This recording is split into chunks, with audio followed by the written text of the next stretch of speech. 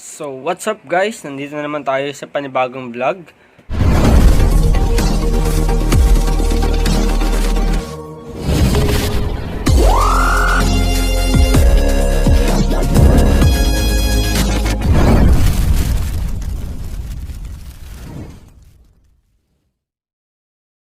So, ano nga ba yung magiging content natin ngayon? So, bali, ang i-content natin ngayon is all about sa gold bolts. Syempre yan. Magpo-focus tayo sa Heng screws, Heng gold bolts yun. So, hindi natin tatalakayin dito yung yung yayamaning bolts, yung SCCM kasi ibang brand yon. Then, maybe sa ibang vlog content natin yon kung ano nga ba pinagkaiba nung tatlong yun, SCCM, Heng, tsaka yung yung yayamanin bolt. So, magpo-focus tayo ngayon sa gold bolts. So, umpisahan na natin. So, yun, shoutout nga pala kay Romel Velasco Panoy. Shoutout sa'yo, Paps. Shoutout din kay Nino Cavan. Yan, shoutout sa inyong dalawa, guys. And thank you sa panonood sa aking video. So, umpisahan na natin. Meron tayong dito, sample ng gold bolts. Disclaimer muna tayo, no? Bali, yung sinasabi nilang magnet, na mamagnet daw, hindi natin didiscuss yun kasi sabi daw nila pag fake na mamagnet daw, pag hindi fake, hindi daw dapat na mamagnet. So, alisin na natin sa sa pamahiin nyo. Kasi, may papakita ko sa inyo yung picture, guys. Ito, galing kay shoutout na lang sa may-ari ng picture. And credits po. Bali, minessage ata niya yung Heng Thailand. And tinanong kung namamagnet daw yung yung gold bolts. And ayun yung sagot nila.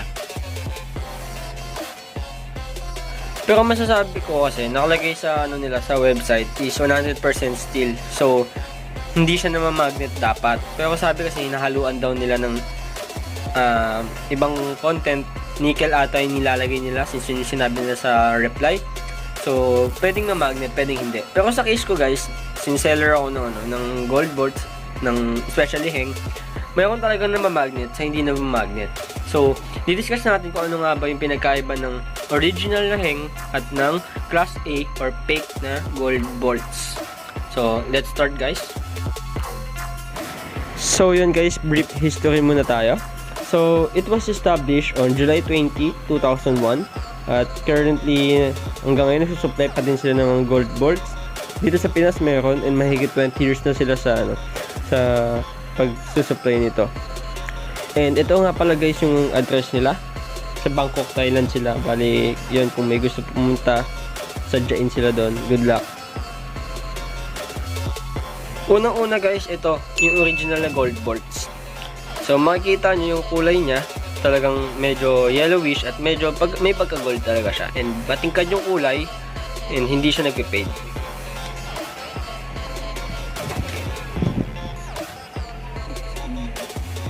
So, yan guys. So, ito dito tayo sa Class A. Pag-usapan natin yung Class A. Bali, itong Class A, makikita, pag nabili mo siya ng bago, hindi siya ganito kakulay. May pagkakulay copper siya or brown. Basta, malalaman mo na mas itsura niya kasi mukha siyang bakal na kinulayan lang. Unlike dito, as in, matingkad talaga, shiny din siya. Dito patay yung kulay may pagka-copper yung kulay niya So yun yung pinagkaiba sa appearance guys.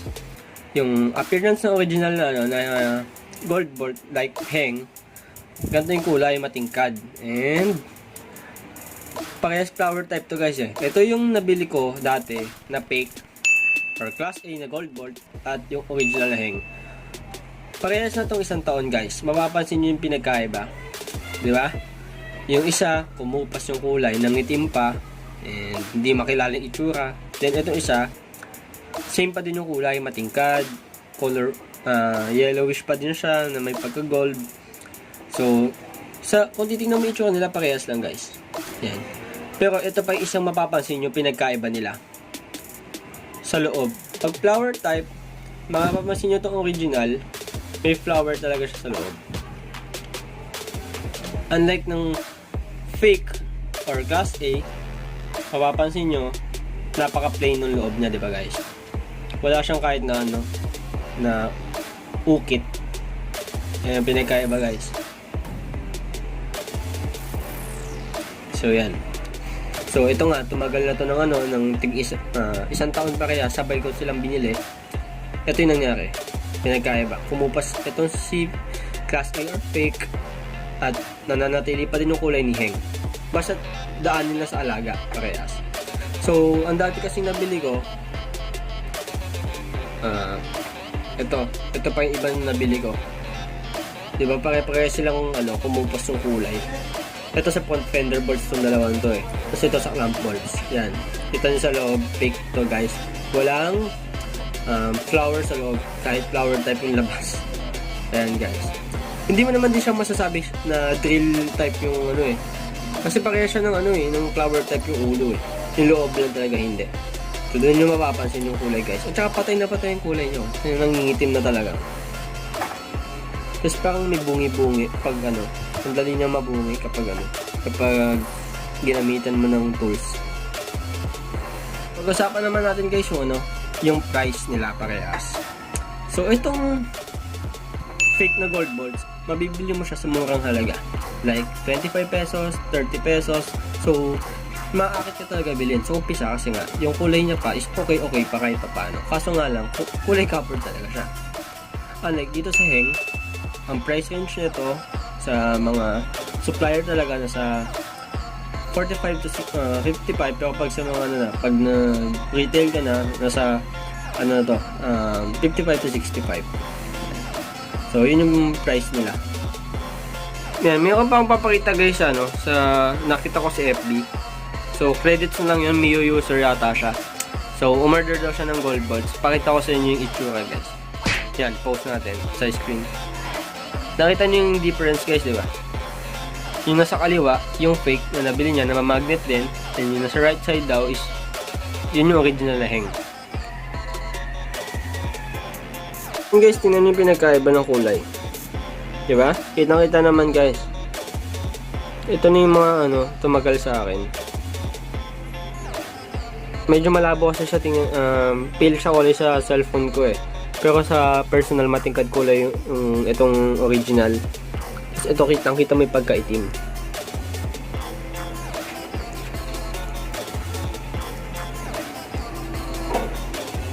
Yan, mapapansin mo din sa gold bolts na Heng. Talagang flower type siya kung flower type. Yun nga tulad ng sabi ko kanina, hindi tulad din sa fake. Walang sa loob, walang flower. Tsaka mukhang bakal lang talaga siya na kinulayan. Kaya ako makupas. Ayan siya guys.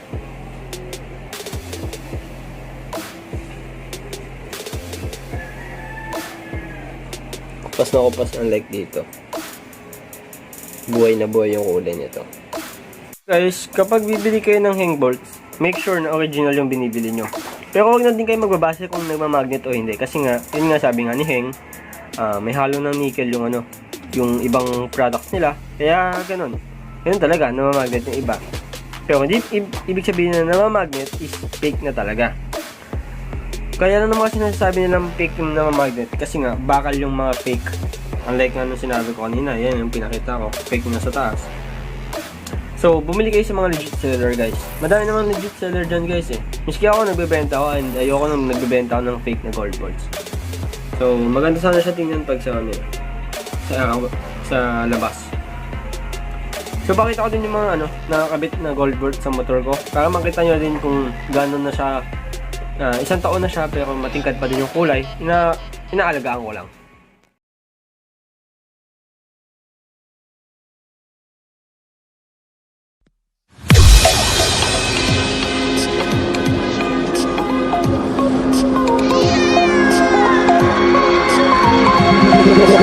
Tell me like a Hellcat.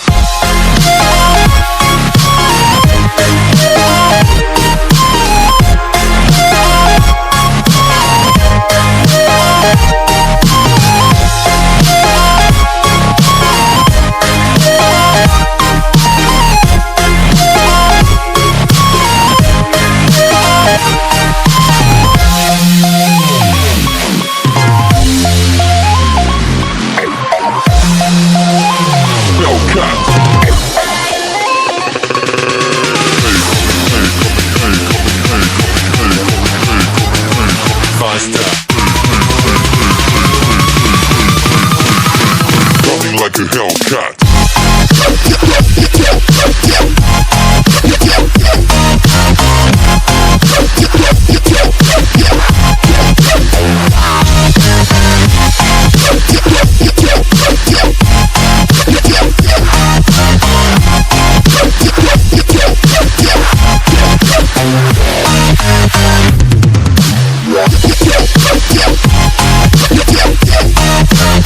So guys, huwag kayong manghinayang huwag kayong manghinayang gumastos sa gold boards kung alam namang may budget.